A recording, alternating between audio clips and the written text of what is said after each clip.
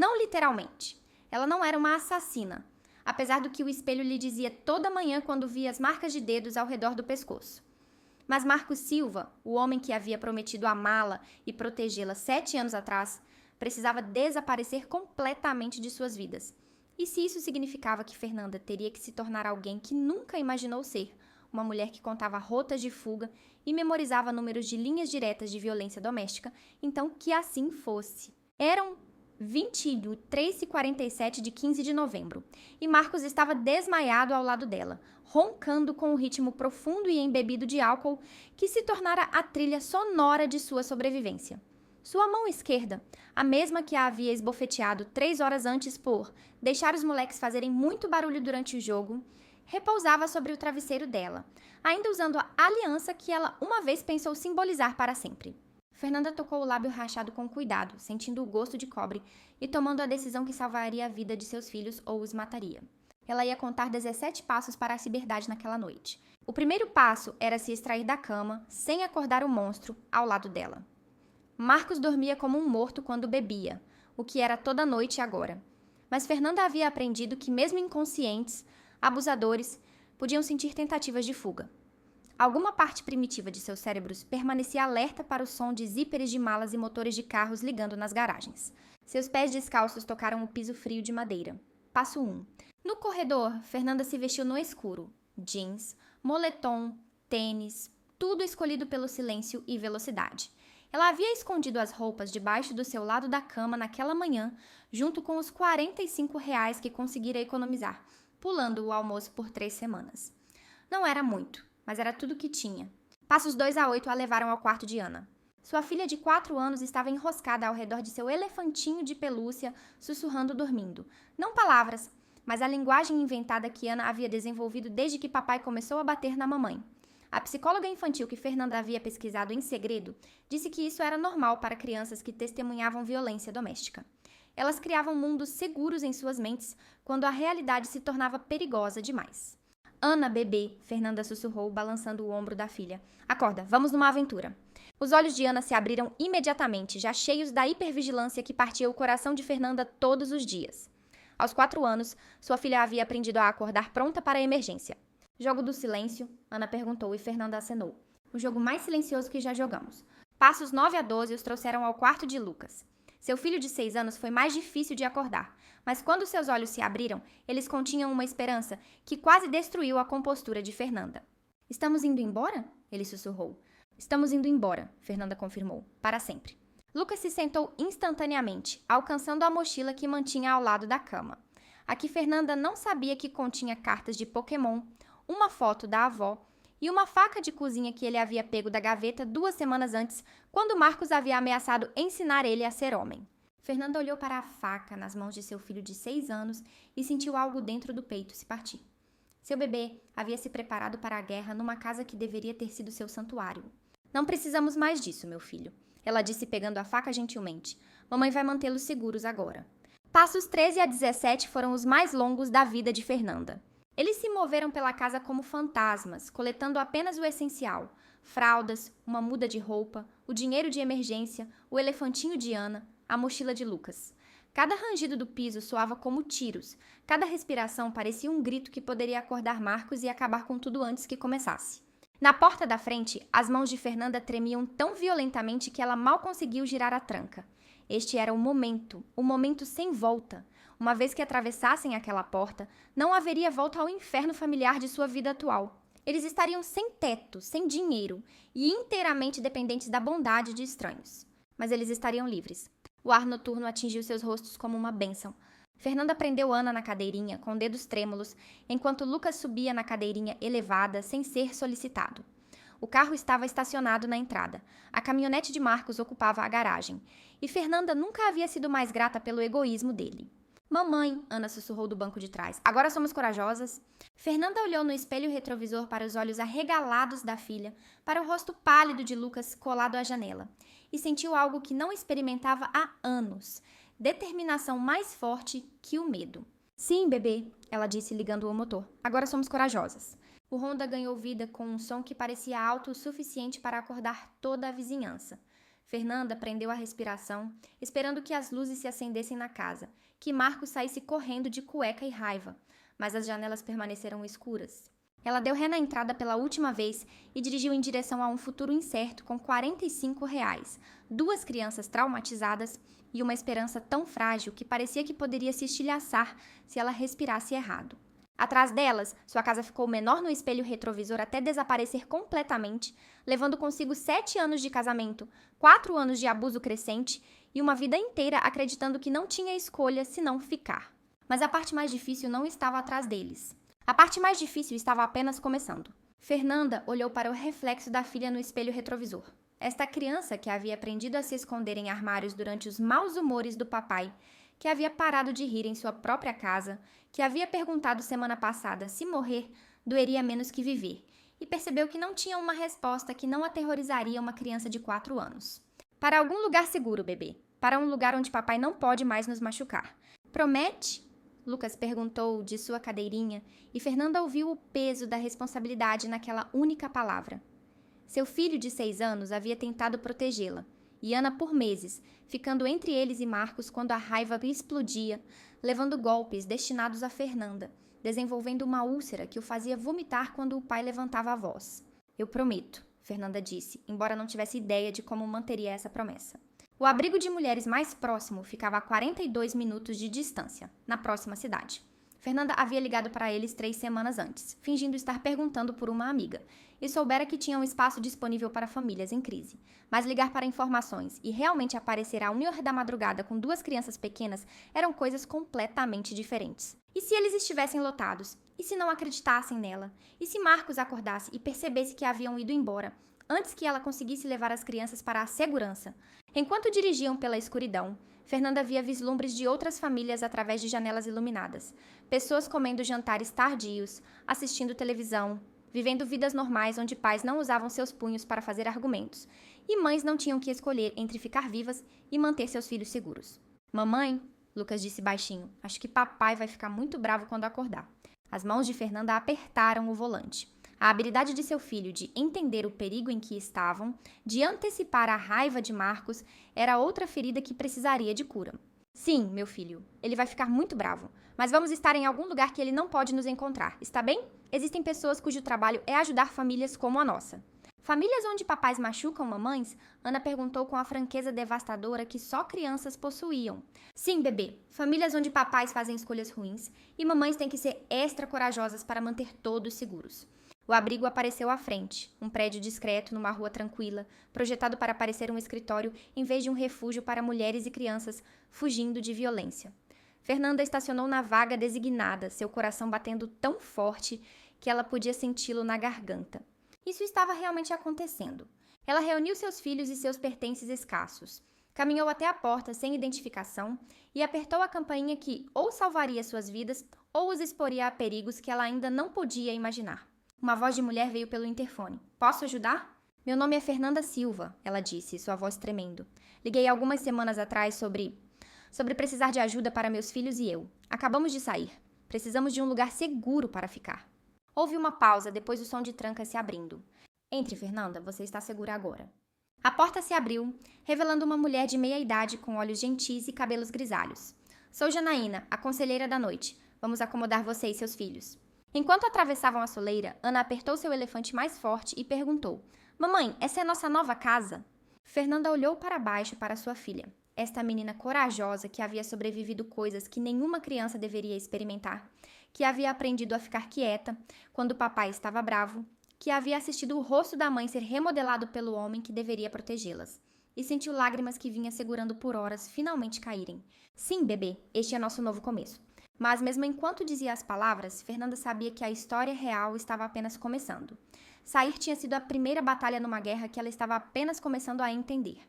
Nos dias e semanas à frente, ela teria que aprender a ser uma mãe solteira, sem dinheiro, sem sistema de apoio, e 2 crianças que carregavam trauma em seus pequenos corpos como vidro quebrado.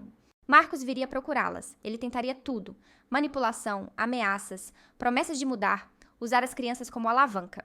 O momento mais perigoso para uma vítima de violência doméstica, Janaína diria a ela, mais tarde, é logo após deixarem.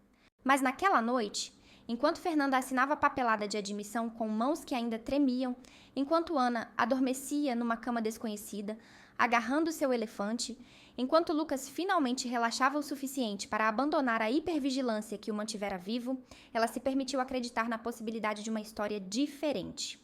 Uma história onde mães não contavam passos para portas no meio da noite. Uma história onde crianças não escondiam facas de cozinha debaixo de suas camas. Uma história onde amor não vinha com hematomas e medo não tinha gosto de sangue em travesseiros. A fuga da meia-noite havia sido 17 passos de seu quarto para a liberdade. A jornada para Sikura levaria milhares mais. Mas cada passo seria um passo mais longe do homem que tentou destruí-los e um passo mais perto da vida que mereciam. O primeiro teste veio às 6h23 da manhã, menos de 7 horas após sua fuga, quando Marcos descobriu que haviam ido embora.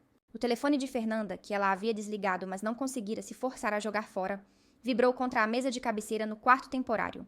Depois, novamente. Depois, novamente. Quando Janaína bateu gentilmente na porta para avisá-la, Marcos havia ligado 47 vezes e deixado mensagens de voz que variavam de desculpas chorosas a ameaças de morte. Amor, por favor, volte para casa. Sinto tanto. Eu te amo. Amo as crianças. Podemos resolver isso. Onde diabos estão meus filhos, Fernanda? Você não pode fazer isso comigo. Sei que está ouvindo. Essas são minhas crianças. Vou te encontrar. E quando eu encontrar... Janaína apagou as mensagens sem deixar Fernanda ouvir todas. Padrão normal, ela disse factualmente, embora sua expressão fosse sombria. Ele vai alternar entre remorso, raiva, barganha e ameaças. O importante é que você não responda. Não dê a ele nenhuma indicação de onde você está ou quais podem ser seus planos. Mas Fernanda já estava tremendo, a paz temporária do abrigo estilhaçada pela realidade de que Marcos estava acordado, ciente e caçando.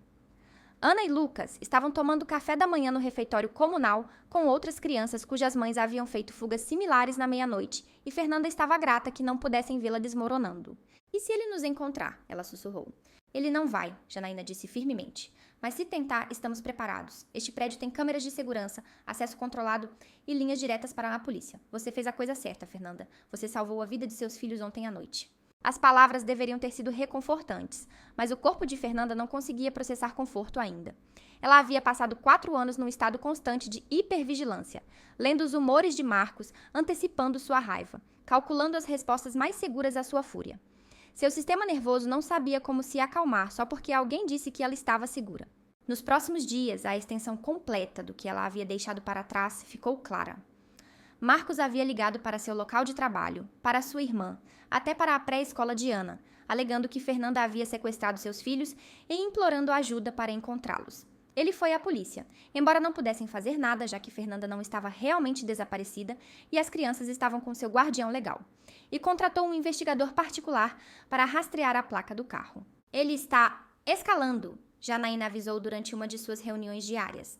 Isso é normal, mas perigoso. O período imediatamente após sair é quando ocorrem a maioria dos homicídios por violência doméstica. Fernanda sentiu aquela informação se assentar em seu estômago como água gelada. Homicídio. A palavra que ela vinha evitando, a possibilidade que a havia tirado de sua casa no meio da noite, agora estava sendo falada em voz alta por profissionais que lidavam com essas situações todos os dias. Ela não estava sendo dramática ou paranoica. Ela estava tentando ficar viva. O abrigo operava com protocolos de segurança estritos que pareciam tanto reconfortantes quanto sufocantes. Sem visitantes, sem aprovação prévia. Sem discutir a localização com ninguém fora da instalação. Sem postar nas redes sociais. Sem padrões em suas rotinas diárias. As crianças não podiam frequentar suas escolas regulares. Não podiam ver seus amigos. Não podiam manter nenhuma conexão com sua vida anterior. Ana se adaptou com a resiliência da primeira infância, fazendo amigos com outras crianças no abrigo e tratando sua nova situação de moradia como um pijama party estendido. Mas Lucas lutou. Aos 6 anos, ele entendia o suficiente para saber que estavam se escondendo, o suficiente para se sentir responsável por proteger sua mãe e irmã, mas não o suficiente para processar as emoções complexas de medo, alívio e culpa que vinham com escapar do abuso. Sinto falta do meu quarto, ele disse a Fernanda uma noite, enquanto ela o colocava na pequena cama que não era dele, no quarto que cheirava a desinfetante industrial em vez do spray de lavanda que ela costumava usar nos lençóis dele. Eu sei, bebê, eu também sinto falta da nossa casa. Mas não do papai? A pergunta pairou no ar entre eles, carregada com a necessidade de um menino de 6 anos de entender amor e medo e a maneira complicada que poderiam existir no mesmo espaço. Sinto falta do papai que pensei que ele seria. Fernanda disse cuidadosamente. Sinto falta do papai que teria nos amado sem nos machucar, mas não sinto falta de ter medo o tempo todo. E você? Lucas considerou isso com a seriedade que trazia para todas as perguntas importantes. Não sinto falta de ter medo, mas sinto falta das minhas cartas de Pokémon. O coração de Fernanda rachou um pouco. Na pressa de escapar, haviam deixado para trás tantos pequenos tesouros. A coleção de cartas cuidadosamente organizada de Lucas, os materiais de arte de Ana, as fotos da avó de Fernanda que haviam sido a única conexão com a família que ela mantivera durante todo o casamento. Marcos havia destruído ou descartado tudo até agora. Ela tinha certeza disso. Vamos conseguir novas cartas para você, ela prometeu. Mas não serão as mesmas. Não, meu filho, não serão as mesmas. Às vezes, quando escolhemos estar seguros, temos que desistir de coisas que importavam para nós. Não é justo, mas foi a escolha que tivemos que fazer. Lucas acenou gravemente, adicionando esta lição à coleção de sabedoria adulta que nenhuma criança deveria precisar carregar. 2 semanas após serem admitidos no abrigo, Fernanda tomou a decisão que definiria seu futuro. Ela iria contratar um advogado e requerer a guarda total. A advogada, uma mulher chamada Rebeca, que oferecia seu tempo voluntariamente no abrigo, explicou o processo com honestidade brutal. Juízes devem priorizar a segurança das crianças, mas o sistema de tribunal de família ainda opera sob a suposição de que crianças precisam de ambos os pais em suas vidas. Mesmo com violência doméstica documentada, Marcos provavelmente receberá alguma forma de direitos de visitação. Fernanda sentiu a sala girar. Você quer dizer que ele ainda pode vê-los, mesmo depois de tudo que ele fez? Visitação supervisionada, provavelmente. Talvez num ambiente controlado com monitores nomeados pelo tribunal. O sistema está mudando lentamente, mas não é perfeito. No entanto, a ordem de proteção que registramos limitará seu acesso a você e às crianças. E quaisquer violações fortalecerão seu caso para a guarda exclusiva. A audiência da ordem de proteção foi marcada para a semana seguinte. Fernanda teria que enfrentar Marcos no tribunal, teria que testemunhar sobre o abuso, enquanto ele sentava a apenas 6 metros de distância. Teria que reviver os piores momentos de seu casamento na frente de estranhos que decidiriam o destino de seus filhos. Como você explica a um juiz que ficou porque sair parecia mais perigoso do que permanecer? Como você descreve a lenta erosão da autoestima que faz uma mulher acreditar que merece ser agredida? Como você transmite a matemática impossível da maternidade solteira, o custo do cuidado infantil, a perda de renda, o medo da falta de moradia, que mantém mulheres presas em relacionamentos violentos? Às 3 da madrugada, Fernanda sentou-se no chão de seu quarto temporário e escreveu uma carta que nunca enviaria. Querido Marcos, eu costumava te amar. Amei o homem que você era quando nos conhecemos, antes de decidir que me amar significava me possuir. Amei seu riso, a maneira como você me fazia sentir segura, os sonhos que compartilhávamos sobre nosso futuro juntos. Amei você mesmo depois da primeira vez que me bateu, porque você chorou depois e prometeu que nunca aconteceria novamente. Amei você depois da segunda vez e da terceira, porque acreditei que o amor poderia consertar o que estava quebrado em você. Amei você através de anos andando em cascas de ovos, de mudar tudo sobre mim para evitar sua raiva, de explicar os hematomas e fazer desculpas pelo seu comportamento para amigos que pararam de ligar porque não podiam me ver desaparecer. Mas eu amo nossos filhos mais. Eu os amo mais do que amava a ideia de uma família intacta. Eu os amo mais do que temia estar sozinha. Eu os amo mais do que acreditava suas ameaças sobre o que aconteceria se eu tentasse sair. Você me ensinou que o amor poderia ser violento, mas nossos filhos me ensinaram que o amor deveria ser seguro. Então estou escolhendo eles. Estou escolhendo segurança. Estou escolhendo a possibilidade de que o amor não precisa doer. Espero que algum dia você entenda por que tive que levá-los embora de você. Espero que algum dia você consiga ajuda. Espero que algum dia você aprenda que as pessoas que te amam não são sua propriedade. Mas principalmente espero que você nos deixe em paz. Fernanda.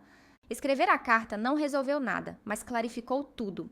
Fernanda não estava apenas fugindo de Marcos, ela estava correndo em direção a uma definição diferente de amor, uma que não exigia que seus filhos se escondessem em armários ou ela contasse passos para portas. Na manhã da audiência da ordem de proteção, Fernanda vestiu a única roupa profissional que possuía, ajudou Ana e Lucas a se vestirem com suas melhores roupas e se preparou para lutar por seu futuro.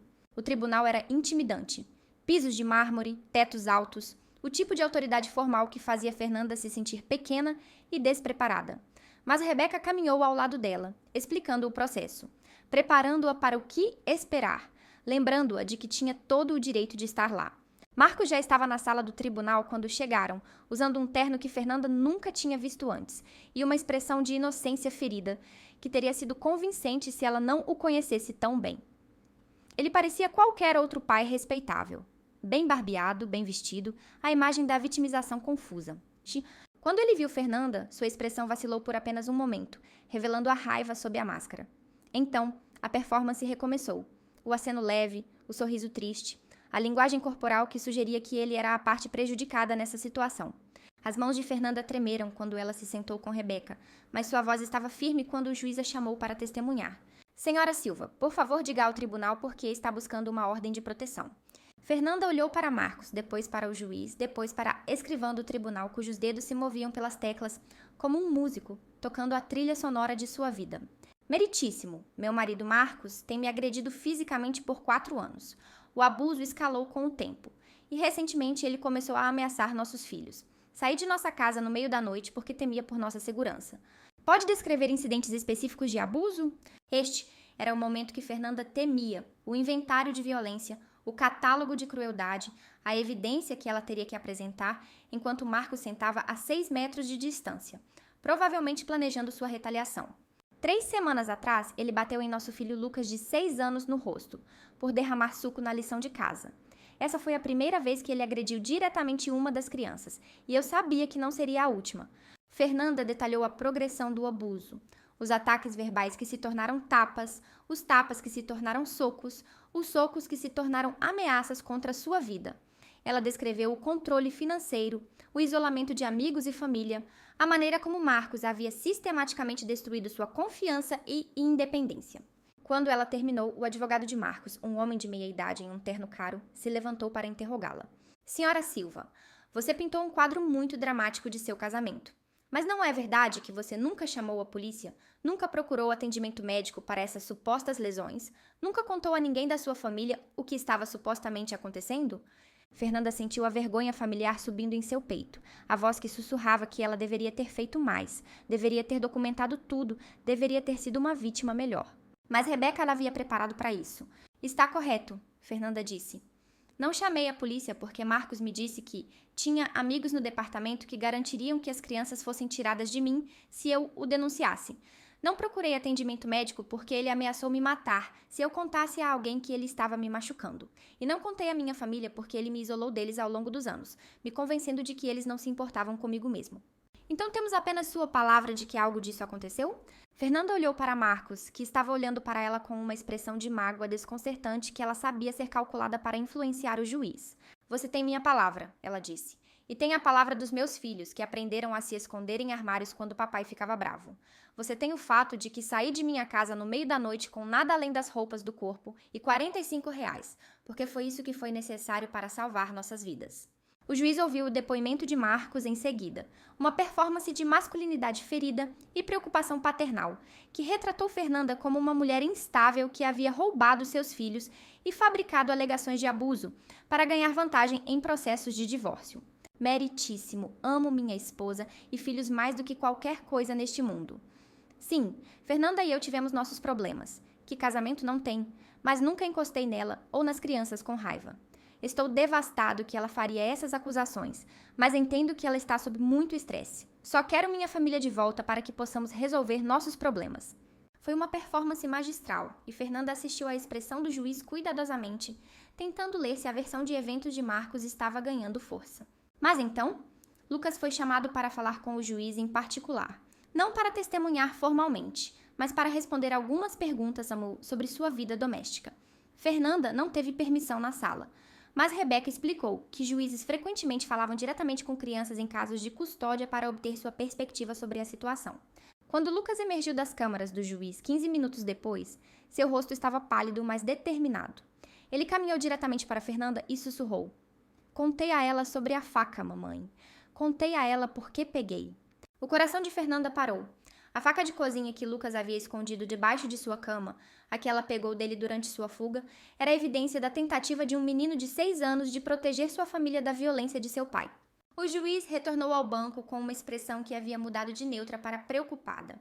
Após conversar com a criança menor e revisar as evidências apresentadas, este tribunal considera que há evidência crível de violência doméstica e que a requerente e seus filhos estão em perigo iminente se a ordem de proteção não for concedida.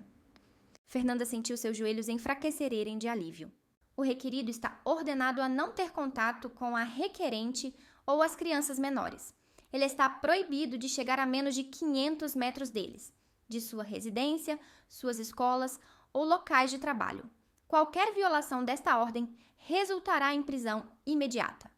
O rosto de Marcos ficou rígido de raiva, a máscara caindo completamente por um momento antes que ele recuperasse o controle. Mas Fernanda viu, e ela sabia que o juiz também viu, o lampejo de fúria que provou tudo o que ela havia dito sobre ele ser verdade. 3 meses após a ordem de proteção ser concedida, Marcos cometeu seu primeiro erro real. Ele apareceu na escola de Lucas. Fernanda estava no trabalho, seu novo emprego como recepcionista numa clínica médica, o primeiro passo em direção à independência que estava lentamente construindo, quando seu telefone tocou com um número que ela não reconhecia. Senhora Silva, aqui é o diretor Henderson da Escola Estadual Riverside. Precisamos que venha à escola imediatamente. Houve um incidente envolvendo seu filho. O sangue de Fernanda virou água gelada. Lucas está machucado? Lucas está bem, mas seu pai tentou buscá-lo da escola hoje. Seguimos o protocolo e negamos acesso, mas o senhor Silva ficou agitado. A polícia está aqui agora. Fernanda saiu do trabalho imediatamente, suas mãos tremendo enquanto dirigia para a escola. Isso era o que ela temia. Marcos escalando, ficando desesperado o suficiente para arriscar violar a ordem judicial à luz do dia. Quando chegou, encontrou Lucas no escritório do diretor, pálido mas ileso, sentado ao lado de uma policial que estava fazendo anotações. Mamãe! Lucas correu para ela e Fernanda o reuniu em seus braços, verificando-o para qualquer sinal de lesão ou aflição. O que aconteceu, bebê? Papai veio na minha sala, Lucas disse, sua voz pequena. Ele disse à professora Joana que você estava no hospital e ele precisava me levar para te ver. Mas eu lembrei do que você disse sobre estranhos e mentiras e disse à professora Joana para te ligar primeiro. O coração de Fernanda inchou de orgulho e se partiu de tristeza ao mesmo tempo. Seu filho de 6 anos havia aprendido a desconfiar das palavras de seu próprio pai, uma habilidade de sobrevivência que nenhuma criança deveria precisar. A policial, uma mulher chamada Delegada Martinez, explicou o que havia acontecido. Seu ex-marido se apresentou na escola alegando que havia uma emergência familiar. Quando o pessoal do escritório pediu identificação e começou a verificar os protocolos de contato de emergência, ele ficou cada vez mais agitado. Ele levantou a voz, exigiu ver seu filho e, quando continuaram a seguir o procedimento, ele começou a ameaçar processar a escola por manter um pai de seu filho. Então, o que aconteceu? O diretor nos ligou enquanto o pessoal do escritório o mantinha conversando. Quando chegamos, ele estava andando pelo saguão, exigindo saber onde Lucas estava. Informamos a ele que estava violando uma ordem de proteção, e ele alegou não ter conhecimento de tal ordem. Fernanda sentiu uma onda familiar de raiva. Marcos havia estado presente na audiência, onde a ordem de proteção foi emitida. Ele havia sentado a 6 metros dela, enquanto o juiz explicava exatamente o que a ordem significava e quais seriam as consequências por violá-la. Mas esse era o padrão dele: fingir ignorância, alegar mal-entendido, posicionar-se como vítima de um sistema injusto. Ele foi preso, delegada Martinez continuou. Violação de uma ordem de proteção é um crime. Ele será detido até sua audiência, provavelmente amanhã de manhã. Fernanda sentiu uma mistura complexa de alívio e terror. Marcos estava fora das ruas, mas sua prisão só o tornaria mais furioso, mais desesperado. E, eventualmente, ele seria libertado. O que isso significa para nós? Ela perguntou. Significa que ele mostrou um padrão de violar ordens judiciais, o que fortalecerá seu caso para custódia exclusiva. Também significa que você precisa tomar precauções extras. Homens que violam ordens de proteção uma vez são estatisticamente prováveis de fazê-lo novamente. Naquela noite, Fernanda sentou Ana e Lucas para outra conversa sobre segurança. O tipo de conversa que deveria ter sido sobre perigo de estranhos, mas em vez disso, focou em seu próprio pai. Lucas, você fez exatamente a coisa certa hoje, Fernanda disse a ele. Você foi inteligente e corajoso, e se protegeu seguindo as regras de que falamos. Papai vai para a prisão para sempre? Ana perguntou. Fernanda olhou para sua filha de 4 anos, esta criança que deveria estar preocupada com monstros debaixo da cama, não se seu pai seria preso, e tentou encontrar palavras adequadas à idade para um pesadelo adulto. Papai está na cadeia agora, porque quebrou as regras que o juiz fez para nos manter seguros. Não sei quanto tempo ele ficará lá, mas mesmo quando sair, ainda há regras que dizem que ele não pode chegar perto de nós. E se ele quebrar as regras de novo? Lucas perguntou com o pragmatismo de uma criança que havia aprendido que adultos nem sempre seguiam regras, especialmente regras destinadas a proteger outras pessoas. Então ele voltará para a cadeia, Fernanda disse, e continuaremos sendo inteligentes e corajosos e seguros. Mas em particular, Fernanda estava apavorada. O incidente da escola provou que Marcos estava escalando, ficando mais imprudente em suas tentativas de recuperar o controle. A ordem de proteção era apenas papel. Não podia fisicamente impedi-lo de se aproximar dele se ele estivesse determinado o suficiente. Nos meses seguintes à prisão de Marcos por violar a ordem de proteção, Fernanda começou o longo processo de reconstruir suas vidas. Ela conseguiu um apartamento pequeno, um lugar de 2 quartos num bairro modesto, nada extravagante, mas deles. E começou a criar uma rotina que não envolvia andar em cascas de ovos ou contar passos para portas. Ana e Lucas começaram em uma nova escola, onde ninguém conhecia sua história, e eles podiam ser apenas crianças tentando aprender matemática e fazer amigos. A terapia se tornou parte de sua rotina semanal. Sessões individuais para cada criança, terapia familiar para todos os 3 e sessões particulares para Fernanda, onde ela lentamente aprendeu a separar sua voz das vozes de Marcos, que ainda ecoavam em sua cabeça. Você não vale nada sem mim. Ninguém mais vai te querer. Você é uma mãe terrível. Você é sortuda por eu aguentar você. Dr. Patrícia, a terapeuta, ajudou Fernanda a entender que essas vozes eram programação, não verdade. Marcos havia passado anos substituindo a autoestima de Fernanda por sua narrativa.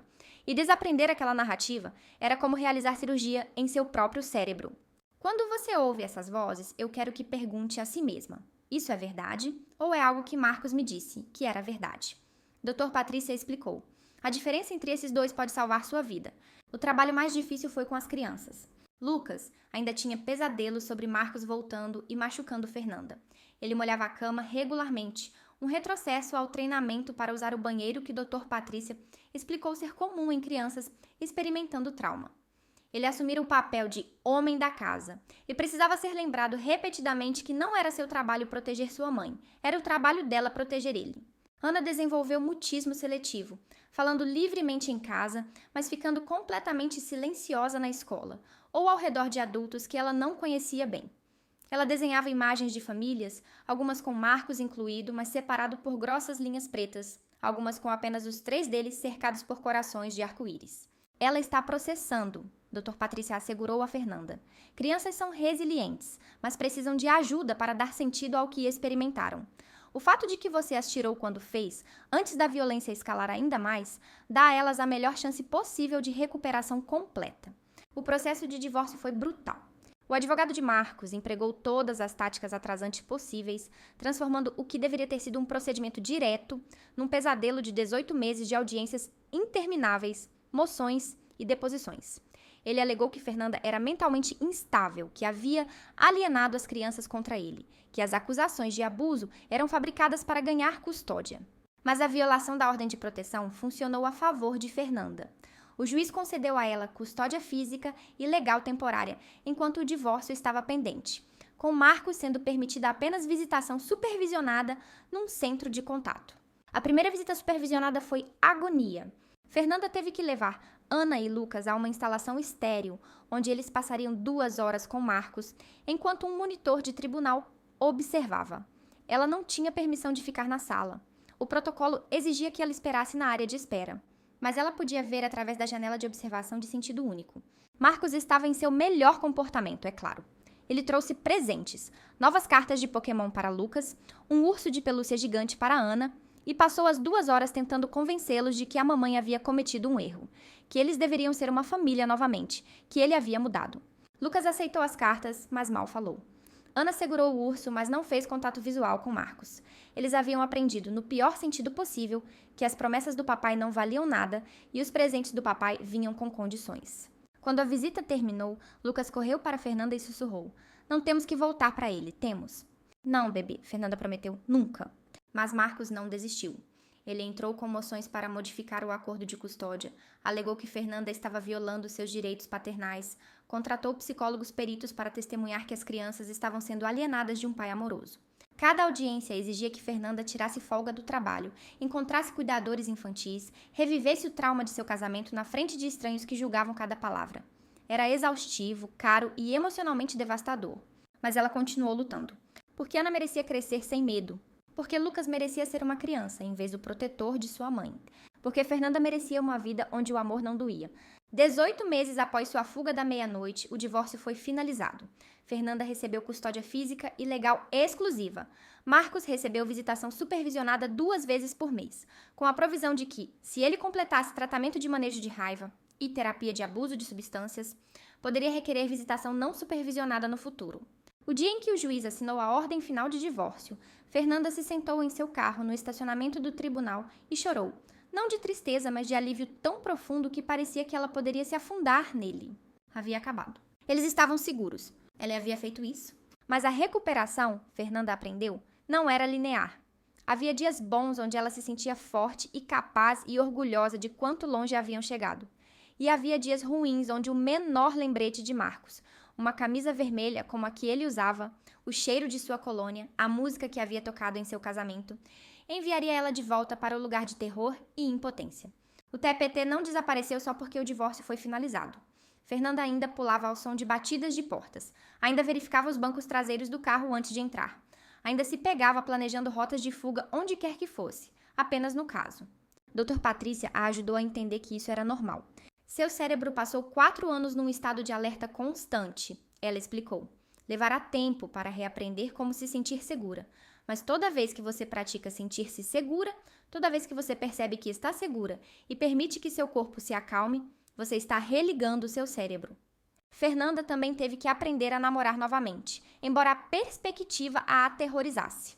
Como você confia num homem quando o último homem em quem confiou quase a matou? Como você deixa alguém chegar perto quando proximidade uma vez significou perigo? Sua primeira tentativa de namoro foi um desastre. O homem era gentil e atencioso, mas quando ele a alcançou para tocar seu braço durante o jantar, Fernanda teve um ataque de pânico tão severo que teve que sair do restaurante. Não estou pronta, ela disse a Dr. Patrícia na sessão seguinte. E está tudo bem. Dr. Patrícia respondeu. Cura não é uma corrida. Você tem o resto de sua vida para descobrir que tipo de relacionamentos quer ter. Agora mesmo, seu foco precisa estar em você e nas crianças. Então Fernanda focou em construir uma vida que não girava em torno de um homem. Ela conseguiu uma promoção no trabalho, tornando-se coordenadora do escritório médico com um salário que permitiu que mudassem para um apartamento melhor. Ela reconectou com amigos que havia perdido durante seu casamento, construindo uma rede de apoio de mulheres que entendiam o que ela havia atravessado. Ela se voluntariou no abrigo onde haviam ficado naquela primeira noite, oferecendo esperança para outras mulheres fazendo suas próprias fugas da meia-noite. E ela assistiu seus filhos se curarem.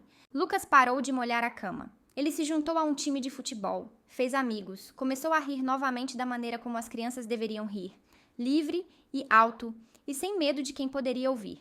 Ele ainda carregava as cicatrizes do que havia testemunhado, mas ele estava aprendendo que os homens podiam ser gentis, que pais podiam ser seguros, que o amor não tinha que doer.